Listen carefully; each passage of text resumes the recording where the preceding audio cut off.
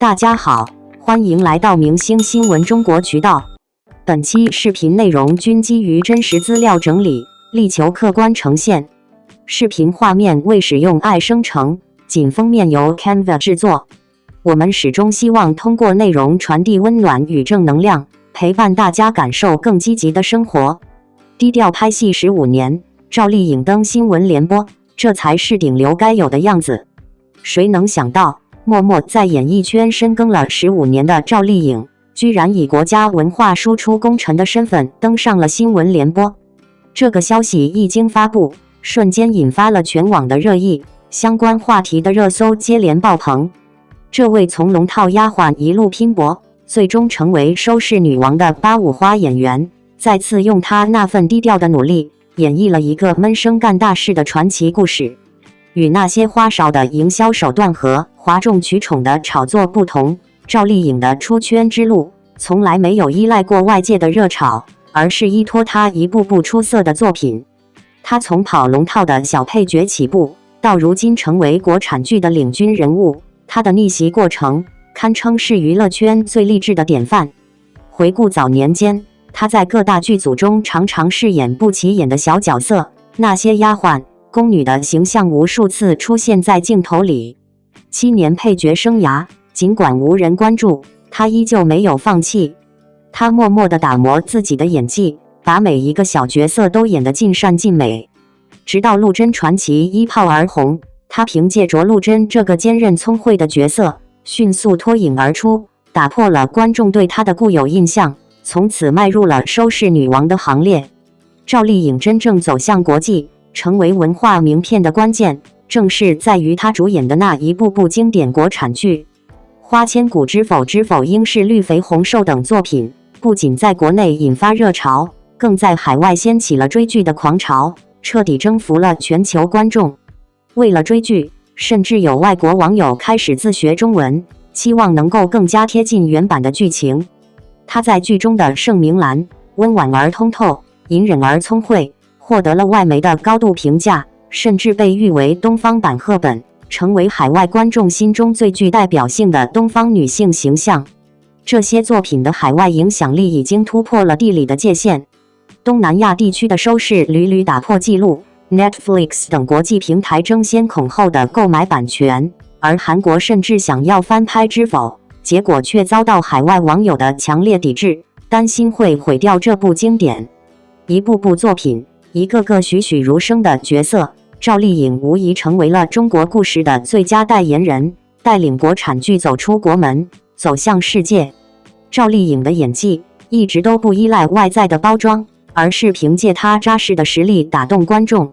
在《花千骨》中，她的黑化演绎摒弃了夸张的妆容，仅凭一个眼神便让人感动不已，角色的决绝与悲凉深入人心。在《知否》中，她将盛明兰的隐忍展现得淋漓尽致，尤其是一场和离戏，她痛苦的哭泣让人心碎，直接霸榜热搜，将角色的委屈与清醒刻画得入木三分。与那些热衷炒作绯闻、争夺红毯 C 位的明星们不同，赵丽颖始终坚守演员的初心，她埋头研读剧本，钻研角色，以一部部精品力作，稳稳站在了国际影视舞台上。如今，赵丽颖终于得到了央视的亲自认证，成为了国产剧文化出海的标杆。这份荣誉远比任何奖项都更加有分量。与之对比，现如今娱乐圈某些流量明星整日沉迷于炒作，拿着天价片酬却未能奉献出一部真正有价值的作品，网友们忍不住吐槽，某些流量明星天天吹虚头巴脑的成绩，还不如看看什么才是真正的国家队认证。从被当作土妞的质疑，到如今成为享誉海外的文化输出顶流，赵丽颖用了15年的坚持与努力，活成了演员最该有的模样。她用作品说话，凭借实力走出了属于自己的国际化之路，不仅实现了个人的完美逆袭，也让全世界看到了中国影视的独特魅力。这样的演员，才是真正值得追捧的偶像，才是当之无愧的顶流。在如今这个被流量与话题裹挟的时代，关于顶流的定义似乎早已变得模糊不清。但当赵丽颖以一种近乎无声胜有声的方式登上新闻联播时，我反而有一种久违的笃定，原来真正的顶流从来不需要喧哗。很多人喜欢用逆袭来形容他的人生轨迹，可如果你认真回望这15年，会发现那并不是一场突然爆发的奇迹，而是一段被时间一点点打磨出来的厚积薄发。他不是从聚光灯中央走来，而是从镜头边缘一步步挪到舞台正中。那些年，他演过太多没有名字的小角色，站在主角身后，跪在镜头角落，说着几句甚至不被记住的台词。但也正是在那样的日子里，他完成了一个演员最重要的积累，对表演的敬畏，以及对角色的诚实。所以，当陆贞传奇出现时，他的爆发并不让人意外。那个眼神坚定、内心坚韧的陆贞，不只是角色的胜利，更像是他本人多年来沉淀的一次集中释放。观众记住的，从来不是一个突然走红的演员，而是一个终于被看见的演员。真正让我感慨的是他之后的选择。很多人在成名后会急于巩固位置、扩大曝光，但赵丽颖却始终保持着一种克制。她没有沉迷于频婆刷脸，也没有依赖话题制造存在感，而是把时间重新交还给作品。这一点在《花千骨》和《知否知否应是绿肥红》受中体现得尤为明显。《花千骨》里的她是纯粹到极致的情感表达，前期的天真与后期的黑化之间并没有刻意的断裂，而是一种逐渐撕裂的过程。她没有依赖浓重的妆容或外在的符号变化，而是用极细微的眼神、呼吸和情绪递进，让观众感受到人物命运的坠落。这种表演是安静的，却也是最有力量的。而到了知否，他又完全收敛锋芒，把情绪藏得更深。盛明兰这个角色其实很难演，她不外放，不张扬，甚至很多时候是隐形的。但赵丽颖却让这种隐变成了一种张力，尤其是那场和离戏，没有歇斯底里的爆发，却让人感到一种深入骨髓的痛。那种克制中的崩塌，比任何大开大合都更真实。也正因为如此，他的作品才有了跨越文化的能力。当越来越多海外观众开始因为这些角色而接触中国故事时，你会发现，他所传递的不只是剧情，而是一种东方情感的表达方式，含蓄、坚韧、内敛，却又充满力量。这种气质并不容易复制，也正是中国影视最独特的魅力之一。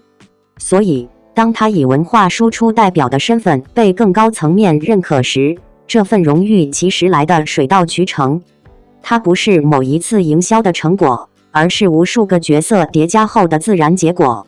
它让人相信，一部剧、一个角色真的可以成为跨越语言和地域的桥梁。更难得的是，在这一切光环之下，他依然保持着一种低调的清醒。你很少看到他参与无意义的争论，也很少看到他刻意制造存在感。他更像是一个始终在专注做事的人，把喧闹留在身后，把注意力放在角色本身。这种定力，在今天的环境里，反而显得格外珍贵。或许，这也是为什么当他出现在新闻联播时，会让人产生一种情绪上的共鸣。那不是单纯的骄傲，而是一种他本该如此的认同感。他代表的不只是个人的成功，更是一种对职业的尊重，对时间的耐心，以及对作品的执着。说到底，观众从来不是不懂分辨。那些靠热度堆起来的顶流，或许能在短时间内吸引目光，但真正能留下来的，始终是作品与角色。而赵丽颖恰恰用15年的时间证明了这一点。如果一定要问她最打动人的地方是什么，我想不是某一个具体角色，而是她身上那种持续向上的力量。她让人看到，一个演员可以不依赖捷径，也可以走到很远，可以不喧哗，却依然被世界听见。这才是顶流最应该有的样子。那么，在评论区里，你最爱的赵丽颖的角色是哪一个呢？不忍了。官媒发文，38岁赵丽颖动真格，中走了蒋雯丽的老路。谁规定了明星就得对造谣低头，不敢反击，只能以清者自清的宽容姿态应对公众？38岁的赵丽颖显然不认这个理，被黑多年，她终于决心拿起法律武器，狠狠回击那些恶意造谣的人。不仅让造谣者在正规报纸上公开道歉，还引得了官方媒体的肯定和支持。看着这场舆论反击的胜利，不少网友都惊讶了，这不就是与前辈蒋雯丽当年处理谣言的方式一模一样吗？这一次的胜诉消息恰好出现在愚人节，但与节日的玩笑不同，赵丽颖的这场反击是满满的正义感和法律的力量。造谣者汪成根据法院判决，诚恳地在人民法院报上登出了道歉声明，而涉事的社交账号也被平台永久封禁，从此不能再用虚假信息恶意攻击。消息一出，赵丽颖的粉丝和路人都纷纷拍手称赞，认为她终于给那些恶意黑粉来了个回敬。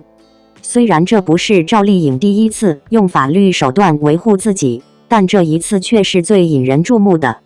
官媒的站台，法律的支持，这就是她坚决反击的底气。很多人不知道的是，赵丽颖走到今天，背后承受了多少无端的指责和冷眼。赵丽颖并不是那种天生有背景的星二代，她的家乡是一个普通的农民家庭，家境简朴，和娱乐圈的光鲜亮丽完全无缘。中专毕业后，因为家里无法负担培训费用，赵丽颖只能放弃当空姐的梦想。为了减轻家庭负担，她几乎做过所有辛苦的工作，发传单、端盘子、做销售，每天起早贪黑，只为了赚取微薄的薪水。然而，她心中始终有一个当演员的梦想，从未放弃过。18岁那年，她看到了一则选秀比赛的招募广告，抱着破釜沉舟的决心，决定参加。没有接受过专业的表演训练，凭借那股直律、清新的劲头，她收获了大量观众的支持，一路过关斩将，最终赢得了冯小刚团队的冠军，正式踏入了娱乐圈的大门。刚入圈的赵丽颖并没有迎来期待中的顺风顺水，反而是接连不断的挫折。因为一张圆脸，她被贴上了不能演大女主的标签，长达7年时间里，她几乎都是扮演那些不起眼的小角色。从小丫鬟到反派角色，她接的每一部戏几乎都毫不起眼。面对这些角色，她从不挑剔，什么都愿意尝试。由于非科班出身，赵丽颖只能比别人更加努力。她没有过多的闲暇时光，利用每一个空隙去磨练自己的演技，不断积累经验。7年艰苦的历练后，她终于凭借《新还珠格格》中的晴儿一角被观众所熟知。她那温婉灵动的形象，尤其是那双笑起来晶亮的眼睛，深深刻印在观众的心中。这个从农村走出来的女孩，终于在娱乐圈站稳了脚跟。之后，她的事业如同按下了加速键，接连主演了多个大热的电视剧。2013年出演的《陆贞传奇》更是让她一举爆红。她将陆贞这个从宫女到女香的角色诠释的层次分明，彻底打破了圆脸不能当大女主的偏见。接下来，赵丽颖凭借《杉杉来了》《花千骨》《楚乔传》等一系列经典角色，成功跻身圈内的收视女王行列。尽管如此，赵丽颖的火爆背后也伴随着无尽的谣言和恶意的攻击。没有背景，没有金光闪闪的光环，这些都成了她被黑的靶子。她的农村出身，中专学历经常被用来讽刺她土气没文化。最过分的一次，仅仅是因为她的英语口音问题，就被全网群嘲，甚至品牌方直接取消了代言合同。她与冯绍峰的恋情、结婚、离婚，更是成为了恶意揣测的源头，被编造出高攀、不管孩子、性格强势等各种不实传闻。就连她去年缺席某部电影的宣传活动，也被扣上了耍大牌、不合群的帽子。如果换做其他明星，可能会选择忍气吞声，装作大度，或者索性就退出娱乐圈。然而赵丽颖偏不，她不忍让这些造谣者得逞。从2020年起，她不断起诉黑粉，并且取得了多个胜利。每一次打赢官司，他都狠狠地给了那些造谣者一记响亮的耳光。他用行动告诉大家，网络不是法外之的，不是每个人都能任意散播虚假言论而不受惩罚。他这一次的胜诉，更是得到了官方媒体的积极报道，这无疑是对他多年来坚持维权的最好肯定。许多网友看到后惊叹，这不正是与3年前蒋雯丽处理谣言的方式如出一辙吗？2019年，某个公众号编造了关于蒋雯丽包养男大学生的假新闻，内容毫无根据，却能煞有其事地传播开来。蒋雯丽当然不会坐视不理，迅速发律师函要求造谣者道歉，但对方不仅不道歉，还挑衅说有本事就告。蒋雯丽没有再废话，1个月后，他委托律师正式起诉。最终，一审判决蒋雯丽胜诉，造谣者不仅要公开道歉，还要赔偿损失。即使对方不服上诉，2审依旧维持原判，蒋雯丽的胜利清晰而干脆。很多人或许会觉得，面对这些谣言，没必要这么较真，几句不实的话放过就好。然而，凭什么受害者要忍气吞声，造谣者却能肆意胡言乱语而不受任何制裁？赵丽颖和蒋雯丽之所以坚持不懈地追求正义，并不是因为小气，而是要给那些肆意传播谣言的人一个教训。他们通过实际行动告诉所有人，明星也是人，应该有权维护自己的名誉和尊严，而不是被随便拿捏。他们的硬刚不仅是为了自己，也是为了给所有受到网络暴力伤害的人树立榜样，抵制娱乐圈的歪风邪气。赵丽颖从一个普通农村姑娘走到今天的顶流市后，历经了20年的辛勤打拼，吃了无数的苦，受过无数的委屈。她的成功源自于自己的不懈努力，而非任何外力的扶持。她敢对谣言说不，这份勇气值得所有人为她点赞。希望每一个努力生活的人都能像赵丽颖一样，不被谣言打败，也有足够的勇气对恶意的言论说不。在当下这个信息泛滥、流量至上的时代，关于明星的讨论早已不再局限于作品本身，舆论、谣言与情绪往往交织成一张无形的网。而赵丽颖这一次的出手，却让人久违地看到了另一种更有力量的表达，不是情绪对抗情绪，而是用理性与法律给混乱的舆论环境一次清晰的回应。说实话，当看到他在愚人节这一天赢下官司的消息时，我第一反应并不是解气，而是终于。这2个字背后藏着的是一个演员长达多年的隐忍与积累。娱乐圈从不缺少被议论的人，但像赵丽颖这样从出道起几乎一路被质疑到巅峰的，却并不多见。她的每一步成长都伴随着放大镜下的审视，出身普通、非科班、圆脸、不够高级、英语口音这些标签曾一度成为他被攻击的理由。但也正因为如此，他的每一次突破才显得格外扎实。很多观众记住他是从新《还珠格格》的晴儿开始，那种温润如水的气质让人一眼难忘。而真正让他完成跃迁的是《陆贞传奇》中那个一步步向上攀登的女性形象。从那之后，姗姗来了的甜，花千骨的痛，楚乔传的烈，他用极具辨识度的表演路径，完成了一次又一次角色的自我刷新。他并不依赖所谓的天赋型灵气，而更像一个耐力极强的跑者，用时间一点点积累可信度。也正因此，当他面对谣言选择动真格的时候，这个动作本身就具有某种象征意义。我们太习惯看到艺人面对争议时的冷处理，不回应，不追究，任由时间冲淡一切。但问题在于，这种体面的代价，往往是让谣言变成默认事实，让恶意获得成本极低的传播空间。而赵丽颖这一次的维权，不只是为自己证明，更是在某种程度上打破了这种潜规则。她让公众看到，原来可以不忍。这种不忍，并不是情绪化的反击，而是一种有边界、有底线的理性选择。他没有在社交平台上长篇控诉，也没有制造新的舆论对立，而是直接把问题交给法律。最终的结果，造谣者公开道歉，账号封禁，官媒发声，形成了一条完整而清晰的闭环。这种处理方式的成熟度，其实远比发声明更有分量。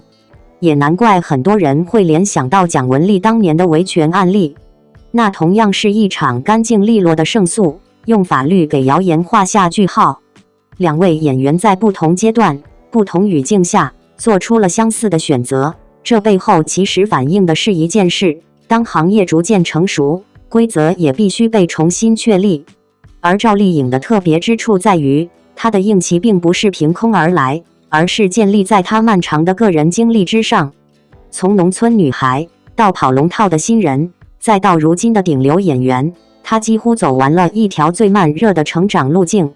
她不是被资本快速包装出来的明星，而是在一次次试错中把自己打磨成今天的样子。也正因为她见过底层的艰难，经历过被忽视的阶段，所以她更清楚名誉与尊严的重量。那些年她被嘲土气，被质疑没文化，甚至因为一些并不重要的细节被无限放大，这些都没有让她停下来。她选择用作品回应，用时间沉淀。而当这些积累足够厚重之后，她终于有能力，也有底气，对不公说不。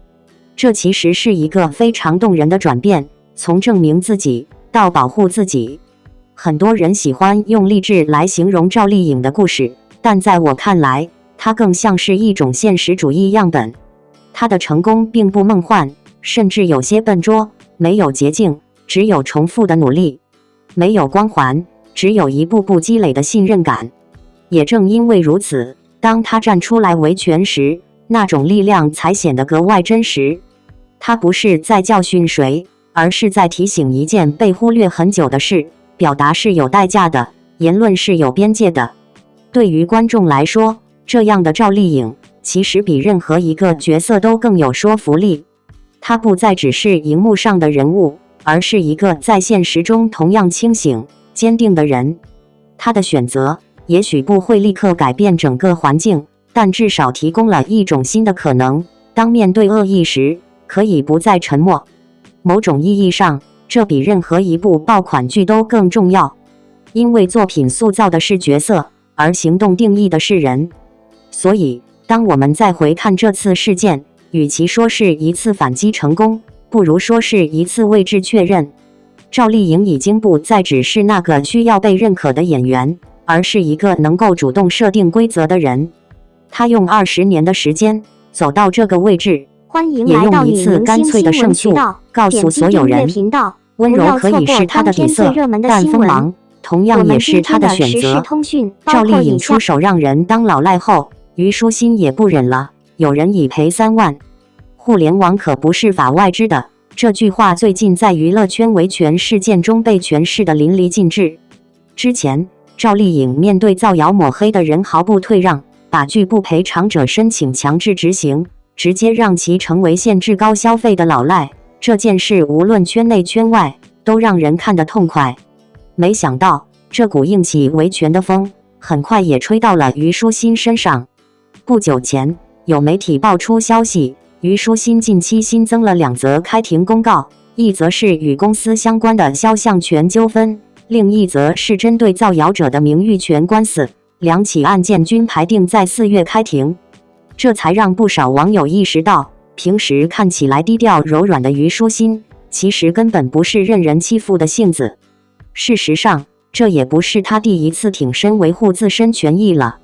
早些年，他就曾打赢过一场名誉权官司，过程坎坷而不易。若是换作其他艺人，可能会选择冷处理，但虞书欣果断出手，拿着确凿证据走法律程序。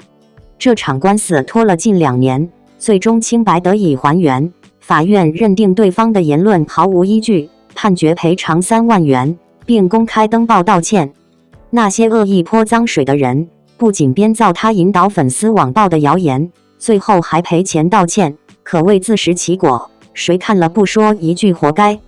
赵丽颖的维权行为早已为圈内树立榜样，你越怕事，谣言越会趁虚而入。直接依法维权，即便过程漫长，也能讨回公道。很多不明真相的人，看了夸张的传言就跟风谩骂，这种行为最终都要付出代价。值得一提的是，赵丽颖处理维权案件也有人情味。若造谣者态度诚恳，家庭条件有限，他会选择影响更小的解决方式，给对方留有余地。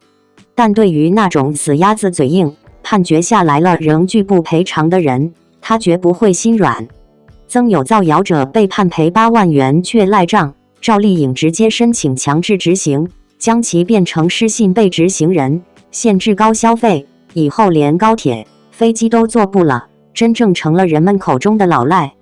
以往不少网络黑子正是仰仗明星怕麻烦，不愿打官司的心理，肆意编造谣言赚取流量和利益，倒霉的只有被黑的艺人。而如今，越来越多明星选择硬刚，这让黑子的日子也逐渐难过。有人会说，明星打维权官司耗时耗力，1-2年过去还可能遭遇上诉，最终赔偿未必抵得上花费，这么折腾真的值得吗？这话只对了一半。明星打这类官司，目的不仅是赔偿，更重要的是讨回清白，同时给那些随意在网上造谣的人敲响警钟，言论也有边界。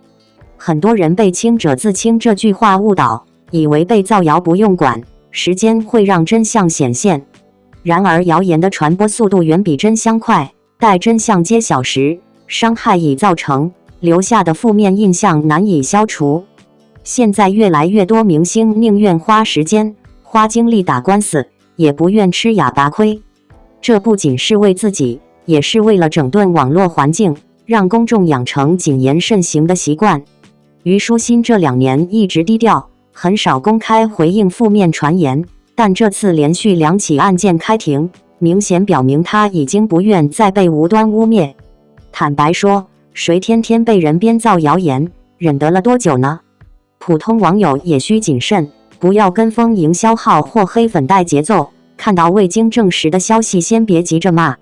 随意发言可能给当事人造成巨大伤害，一旦闹到法庭上，输掉了不仅赔钱还丢脸，真的得不偿失。虞书欣的2起案件尚未开庭，但他敢于站出来维权的硬气，已经赢得不少好感。也希望那些在网上随意编造谣言的人记住，互联网并非法外之的，乱说话迟早要付出代价。续约之后，王一博变了。这场博弈没有不理解，只有尊重王一博。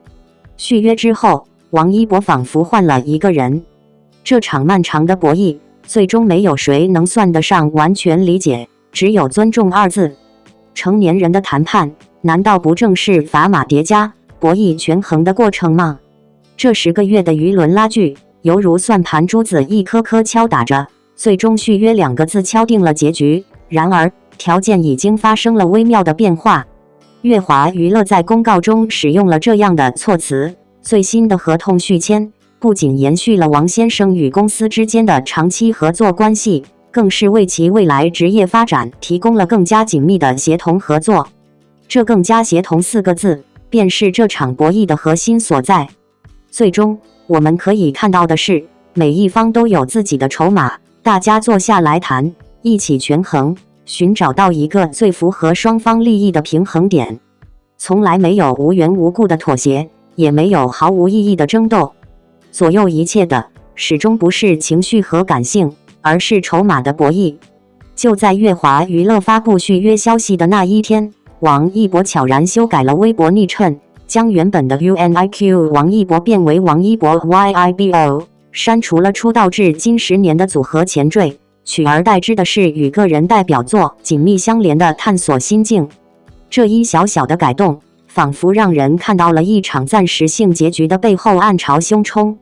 接下来，翻开2025年年报，我们能看到乐华娱乐故意在艺人名字上做了处理，尽可能的弱化与王一博的直接关联，用心向资本市场传递去王一博化的信号，似乎在宣告公司已经逐步摆脱了对单一艺人的依赖，展现出更为独立和坚韧的战略逻辑。然而，就在这一切看似渐趋平稳的转变之时，乐华娱乐却在港股收盘前匆匆发布续约公告，毫不留情地撕掉了过渡期的面纱，连一点缓冲的空间都不留给外界。再来看数据，从2019年到2022年，王一博为乐华娱乐贡献的收入占比从 16.8% 猛增至 58.8%， 且这一数字近几年一直维持在 50% 以上。2024年财报显示，乐华娱乐的总营收为 7.65 亿元，而其中艺人管理板块的收入占比高达 90.9%。值得注意的是，王一博个人贡献了其中的 4.59 亿元，营收占比突破 60%。这一切数据似乎无声地告诉我们，王一博已经是乐华娱乐无法绕过的关键人物。乐华娱乐的股价估值与融资能力深深扎根于公司上市时的基础，一直未能摆脱最初的局限。直至最后关头，乐华才匆忙发布续约消息，带着一种急迫的姿态，而这一姿态与年报中展现出的自信形成了鲜明的反差。最终，王一博牢牢掌握了核心的筹码，以静制动，为自己谋划出最理性、最优的选择。想想13岁那年，他便毅然独自远赴国外，以全 A 的成绩出道。一个从小就敢于挑战自我、不惧艰难的少年，怎么可能会被轻易地捏在别人手中？王一博最终成为了内娱首位左右公司命运的顶流人物，决定着公司上市与退市的命脉。在我看来，这并不是一句简单的续约之后他变了，而更像是一场被时间慢慢揭开的成长叙事，关于王一博如何在流量与自我之间完成一次极其冷静、克制却又极具分量的选择。如果只看表面，这10个月像极了一场拉锯战，舆论反复横跳，猜测此起彼伏，粉丝焦虑，路人围观，资本市场暗流涌动。但当一切尘埃落定，你会发现，这从来就不是情绪主导的故事，而是一场典型的成年人的博弈，没有绝对的输赢，只有彼此心照不宣的边界确认。真正值得玩味的是更加协同这4个字，它听起来温和，却锋利。它意味着关系仍在，但权力结构已经悄然重组。过去那种单向依附式的合作，正在被一种更接近合伙人的关系所替代。而这种变化不需要高调宣告，反而往往藏在最细微的动作里，比如他改调用了10年的名字前缀。很多人把去掉 UNIQ 解读为情怀切割，但如果你把时间线拉长，会发现这更像是一种身份的再确认。从团体走出到演员、赛车手、探索者，多重身份叠加之后，王一博这3个字本身已经成为一个完整的叙事体。他不再需要任何前缀来证明来处，因为去处更重要。而另一边，公司在年报中试图去王一博化，这其实也不难理解。对于资本而言，单一依赖从来都是风险。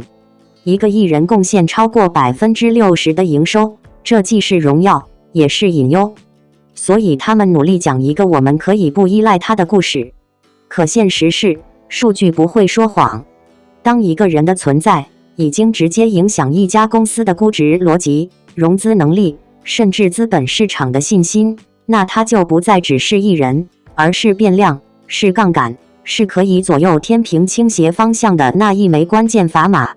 所以你会看到一个很有意思的反差，一边是年报里的去依赖叙事，一边却是在关键时刻毫不犹豫地官宣续约，甚至带着一点仓促。这种不一致本身就说明了一切。说到底，这场博弈的本质不是谁离不开谁，而是谁更清楚自己的价值。而王一博这一次最狠的地方，恰恰在于慢。他没有急着回应，没有情绪化发声，也没有被舆论裹挟。他选择把时间拉长，让所有变量自然暴露，让对方的底牌一张一张翻开。这其实是一种非常成熟的控制力。很多人以为顶流的底气来自粉丝、流量、资源，但真正稀缺的是这种对节奏的掌控。什么时候沉默，什么时候出手，什么时候让别人先说话。看似被动，其实是更高维度的主动。再回头看他这些年的轨迹，你会发现这并不是偶然。13岁远赴海外训练，以全 A 成绩出道，到后来在影视、街舞、赛车等多个领域不断横跳。他的人生路径从来不是被安排好的，而是一步步试探、修正、再选择的过程。他习惯在不确定中寻找确定性，也习惯为自己的选择承担后果。所以这一次，他不过是把同样的逻辑用在了更复杂的棋局里。你说他变了吗？某种程度上，是的。他变得更锋利，但这种锋利被很好的包裹在克制之中。他变得更清醒，但依然保持着那种对世界的好奇与探索欲。他不再急于证明什么，因为他本身已经是证明。但如果你再往深一层看，他其实又没有变。那个赶一个人走出去的小孩，和今天这个在资本与舆论之间游走的成年人，本质上是同一个人，只不过他的选择权变得越来越大了。而这才是整件事最值得被看见的地方。娱乐圈常常喜欢讲顶流更迭，但很少有人真正讨论顶流如何建立自己的规则。王一博这一步，或许就是一个开始，从被规则约束的人，慢慢变成可以参与制定规则的人。至于这场续约，到底谁赢了？也许答案并不重要，重要的是，从这一刻起，这盘棋不再只是别人下给他的了。你们怎么说呢？王一博在赛车里的那些搞笑又炫酷的瞬间成为粉丝热议焦点。他用真实的拼搏和实力证明了，热爱与坚持才是赢得尊重的关键。你们是不是都注意到王一博在赛车里的那些搞笑又炫酷的瞬间了？尤其是他摘头套的那一刻，简直成了官方都在放的必看大片。以前粉丝还得自己开直播爬片段，把好的特写一帧一帧截图出来拼个合集，现在车队直接把高清花絮放给你看，明目张胆的知道我们喜欢看这些。别只盯着他那炸毛的头发，说人家来蹭热度的，那就太不懂他的真心了。他从2轮摩托起步，2019年在 ARRC 青少年组直接拿双料冠军，还拿过亚军，那个水平不算太高的比赛里都表现出色。转成4轮后，42天高强度训练，摔车、撞车、头盔裂了，都能咬牙坚持去拿个国家赛照。第一次开 GT3 的比赛就进了冠亚军，场场都上领奖台，一路刷记录，新华社都发文夸他用方向盘证明热爱。那场比赛，车在弯道超车，差车点早了 0.3 秒，每一圈都冲刺到极限，最后冲线那一刻，摘了头盔，头发炸起来瞬间变炸毛又归于顺滑，汗水还在脸上滑，说不出的酷。这反差还真让人觉得震撼。现场引擎轰鸣，15号车像野兽一样在赛道上疯狂驰骋，过弯、刹车、加速，每个细节都像在和速度搏斗。最后一圈，他拼尽全力，手动打方向盘、换挡，传奇般的操作，险些打滑撞墙，但硬是把位置守住了，最后冲上终点线。摘下头盔的一瞬间，汗水顺着脸滑下，头发散开又很快服帖，眼神犀利到爆，转瞬变得放松。粉丝都笑了，觉得这真是男神该有的样子。再想一下，他带着一身汗和泥，站在赛场上，把热爱表现得那么真，比赛里拼得那么凶。他可是从业余跑道变成职业车手，他是打拼每一场。从摩托到 GT3， 从新秀组冠军到耐力赛亚军，到上海站特级别的黄金组冠军，每一步都是真干出来的。2024年珠海表演赛，排位第2追到第1，最后一圈反超对手赢得冠军，那场景，一边汗水淋漓一边笑得像个孩子。2025年宁波还在雨中跑出全场最快圈速，车子漏气都不放弃，坚持跑完没撕裂车门，稳稳地拿到冠军。人家不是在演戏，他真的是在用自己的实力拼出一片天。这消息一出，网上就炸了锅，一边是粉丝和赛车迷疯狂点赞，觉得他就是赛道怪物，摘头套的那个瞬间比明星跳舞还燃，带着汗水、素颜、狂野的样子最真实。另一边有人就冷嘲热讽，明星来赛车难不成就是炒作？还是回去拍戏唱歌吧？还有人说42天就拿车照，肯定有后台。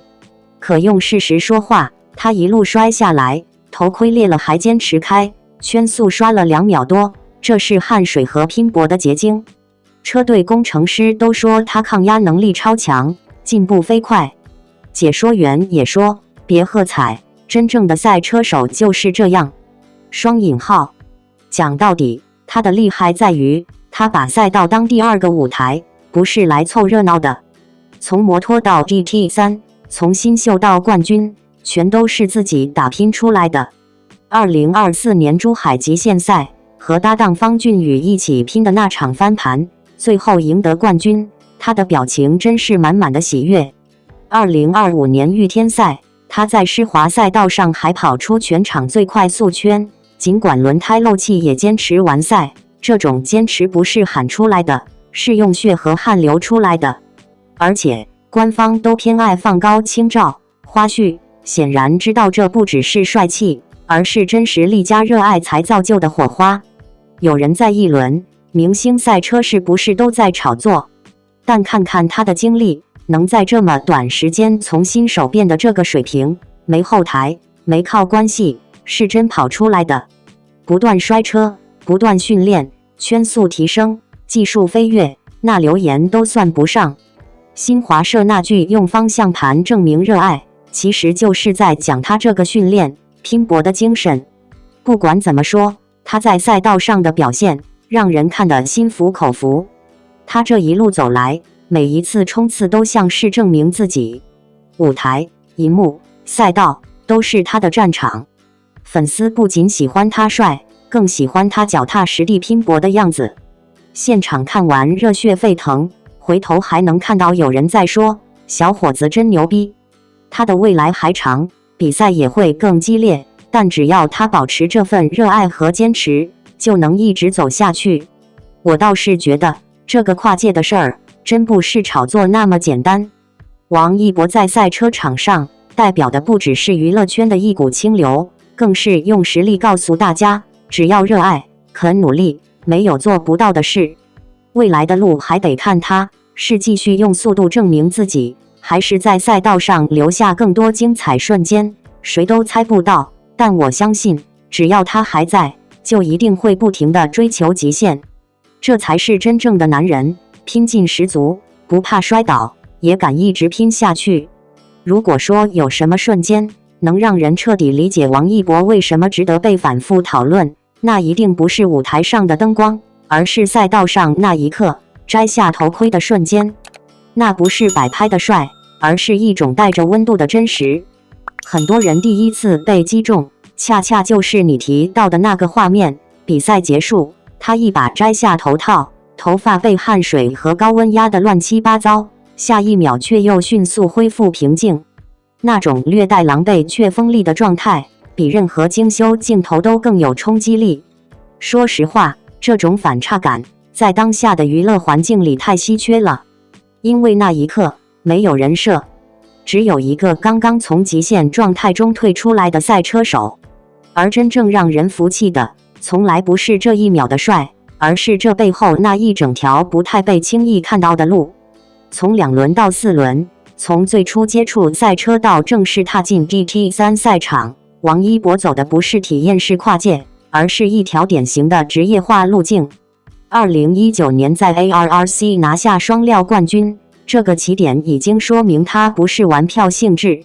而转战4轮之后，短短42天高强度训练拿下国家赛照，这种效率放在任何一个职业体系里都是极其罕见的。但效率背后是什么？是摔车，是撞击，是头盔开裂之后依然选择回到赛道。这些细节其实远比冠军2个字更有说服力。你提到的珠海站、宁波豫站，恰恰是最能说明问题的2场比赛。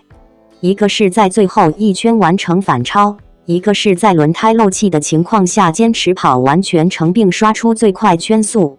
这种表现说白了已经不是明星来玩赛车，而是标准意义上的职业竞技状态。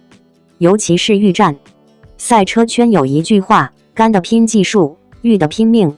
湿滑赛道对轮胎抓地力、刹车点控制、油门节奏的要求是指数级上升的，而它不仅没有保守，反而跑出了全场最快。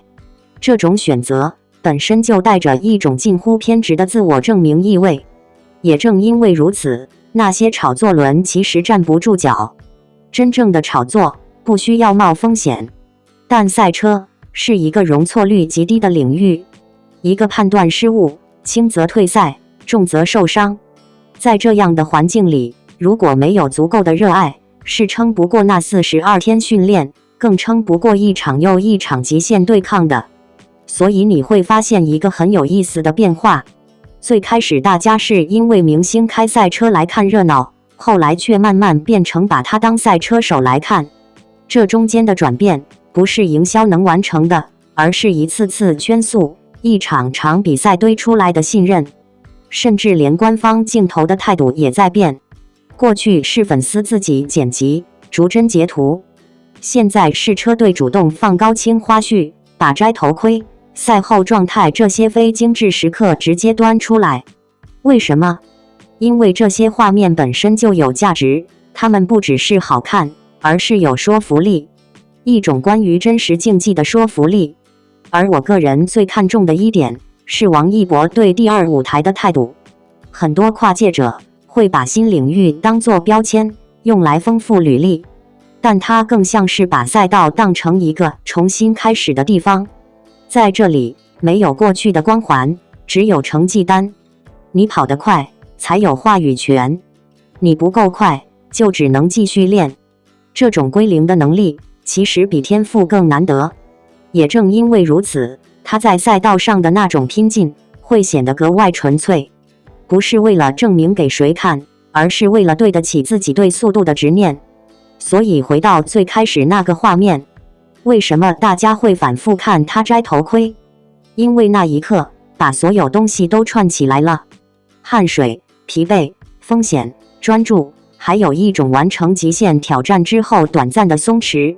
那不是偶像的瞬间，而是人的瞬间，也是竞技最动人的地方。你可以不喜欢他，但很难否认，他确实在用方向盘一点点把热爱这两个字变成可以被看见、被验证的东西。至于未来，其实反而不用急着下结论。赛道很长，变量很多，但只要他还保持现在这种状态，敢拼、肯练，愿意一次次从失误里爬起来，那他在赛车这条路上，迟早会留下属于自己的更清晰的一笔。而我们要做的，大概就是继续看他下一次冲线之后，还会不会再次摘下头盔，带着那种不加修饰的真实，让人忍不住再看一遍。笑不活了。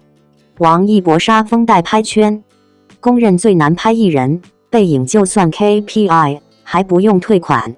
代拍圈居然集体给王一博颁了个最难拍艺人天花板，还为他量身定做了一整套独家潜规则，离谱又好笑，看完直接笑到拍桌。谁能想到，内娱代拍横行的今天，居然有人能把代拍狠狠拿捏，这个人就是王一博。别的明星上下班代拍随便拍，正脸管够，到了王一博这儿，直接变成的狱级闯关任务，能拍到个影子都算赢。王一博的反偷拍操作简直是职业级别的，帽子口罩焊在脸上，下车到进场全程不超过5至10秒，脚步带风直线冲刺，偶尔还突然变向，走秘密通道，主打一个不给镜头一丝机会。之前巴黎时装周更绝，外场代拍蹲到腿麻，结果连一张能用的正脸都没拍出来，圈内直接流传一句话：拍到王一博正脸，够你吹一整年。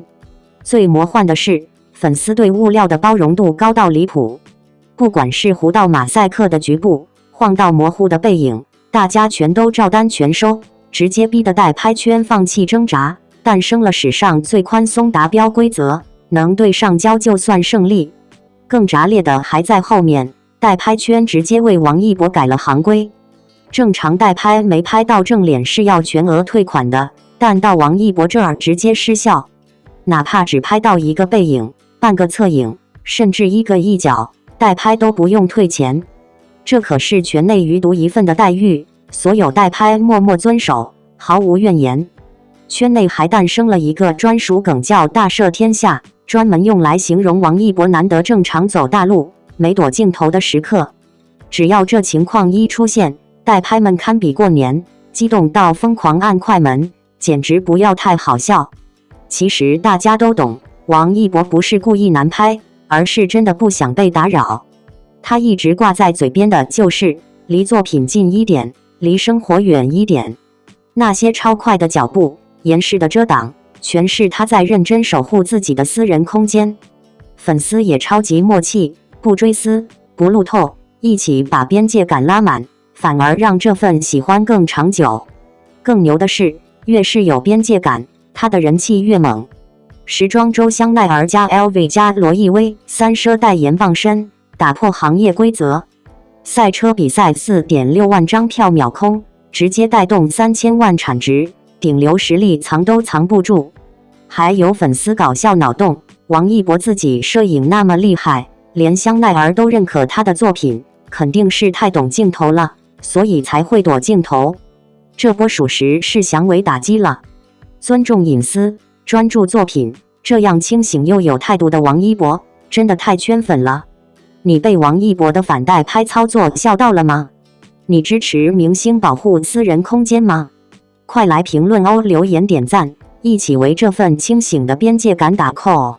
在如今这个被高清镜头与无孔不入的代拍文化层层包围的娱乐生态里，王一博的存在反而像一股带着锋芒的逆流。当大多数明星还在被动适应镜头，甚至默许某种程度的曝光时，他却用一种近乎冷静又极具执行力的方式，把边界感这3个字真正落到了实处。说实话，一开始听到最难拍艺人天花板这个评价时，很多人可能会觉得夸张，甚至带点调侃意味。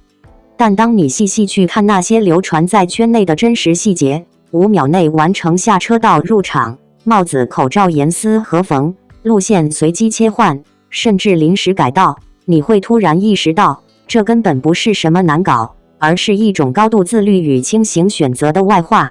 尤其是巴黎时装周那一段，堪称经典案例。外场代拍蹲守数小时，换来的却是几乎全军覆没的素材。这种反差，乍看是好笑，但细想却很耐人寻味。为什么偏偏是他，能让整个代拍生态被迫调整规则？甚至连不出正脸不退款这种行业默认逻辑，都在他这里失效了。只要有一个背影，一截一角，任务就算完成。这听起来荒诞，却恰恰说明了一点：规则不是不能被打破，而是谁有资格去改写。更有意思的是粉丝的态度，模糊的画面，晃动的镜头，甚至几乎无法辨认的轮廓，在这里反而被赋予了一种特殊的情绪价值。那种只要是他就好的默契，其实已经超越了单纯的追星行为，更像是一种彼此之间达成共识的守护。你不越界，我就更坚定；你保持距离，我反而更尊重。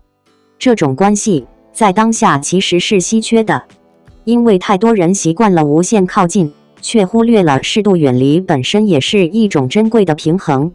而王一博恰恰做到了这一点。他反复强调的离作品近一点，离生活远一点，不是一句口号，而是被他用行动一次次验证的原则。当然，也正因为这种克制，他的每一次破例才显得格外有戏剧性。所谓的大赦天下，某种程度上已经成为一种圈内暗号，只要他没有刻意躲镜头，哪怕只是正常走一段路，都会引发一阵近乎节日般的狂欢。这种反差的魅力，其实来源于长期的稀缺供给。当曝光不再是理所当然，它自然就变得更有价值。但如果只把这一切当作有趣的现象，那就太表面了。真正值得讨论的是这种行为背后的逻辑。在一个以流量为导向的行业里，他选择主动减少无效曝光，把精力集中在更具长期价值的领域、作品、专业能力以及自我边界的维护。你会发现，这种选择并没有削弱他的影响力，反而在某种程度上放大了它。无论是顶级时尚资源的稳定加持，还是赛车场上的亮眼表现，又或是粉丝群体持续增长的粘性，都在说明一件事：真正的吸引力从来不依赖于被看见多少次，而在于每一次被看见时，你是谁。甚至连他懂摄影，所以更会躲镜头这种带点玩笑意味的解读，都隐隐透出一种认可。他不是在逃避镜头，而是在掌控镜头。他知道什么时候该出现，什么时候该隐身，这种分寸感本身就是一种能力。从更宏观的角度来看，这或许也是娱乐行业正在发生的一种微妙转向。当观众逐渐厌倦过度曝光与信息轰炸，那些懂得保留、懂得节制的艺人，反而更容易被记住，因为他们让人产生期待，而不是疲劳。所以，与其说代拍圈被他整疯了，不如说是他用自己的方式，让这个已经固化的生态出现了一丝裂缝。而这条裂缝里，恰好透出了另一种可能：明星不一定要被无限消费，粉丝也不一定要无限索取。看到这里，再回头看那些模糊的背影、仓促的画面，你可能会突然觉得，那不只是难拍的结果，而是一种被刻意保留下来的距离感。而正是这份距离，让喜欢这件事变得更有重量，也更有温度。感谢您观看视频。如果您觉得本时事通讯有用，请不要忘记点赞、评论和订阅。祝您生活愉快，充满活力。再见。